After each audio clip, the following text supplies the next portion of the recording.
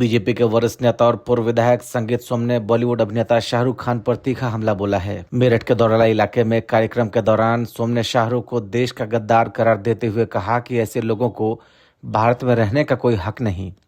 देश में भी गद्दारों की कमी नहीं। जिस तरीके से देश में गद्दार काम कर रहे हैं, उनकी भी ध्यान रखने की जरूरत है।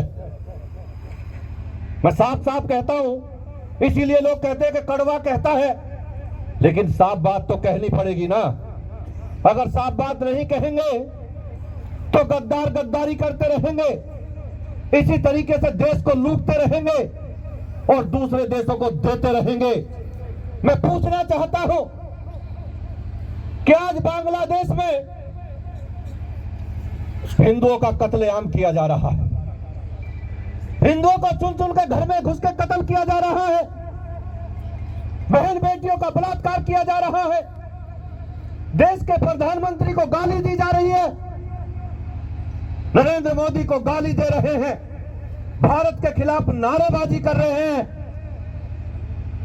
हिंदुओं को चुन चुन कर उनकी हत्या कर रहे हैं, बहन बेटियों के साथ बलात्कार कर रहे हैं।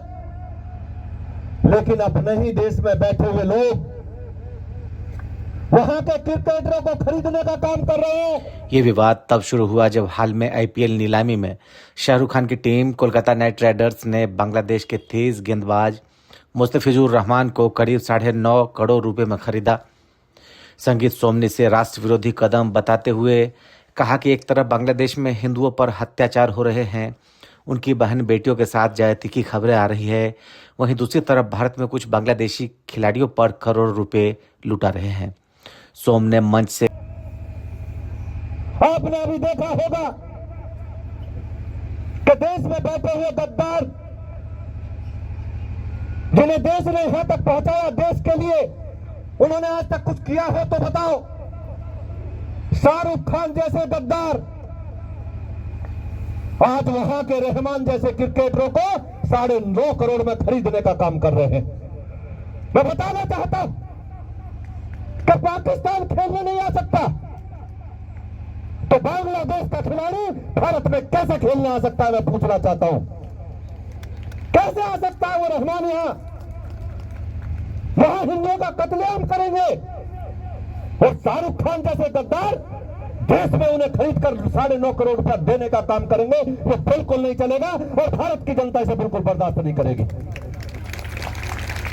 आप लोगों से कहना चाहता हूं, अगर रहमान जैसे खिलाड़ी भारत में खेल लाएंगे तो एयरपोर्ट से बाहर कदम नहीं रख पाएंगे, हम दावे के साथ कह रहे हैं।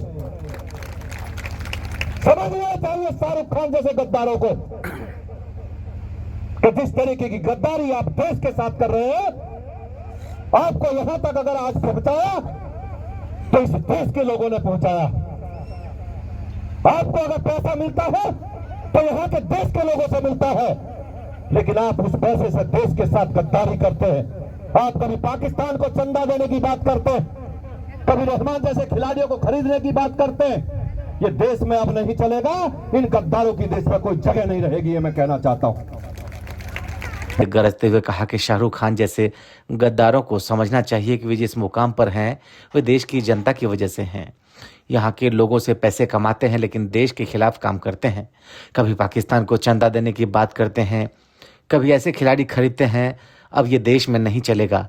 उन्होंने चेतावनी दी कि अगर ऐसा खिलाड़ी भारत आएंगे तो एयरपोर्ट से बाहर कदम नहीं रख पाएंगे। Bureau report, insight opinion.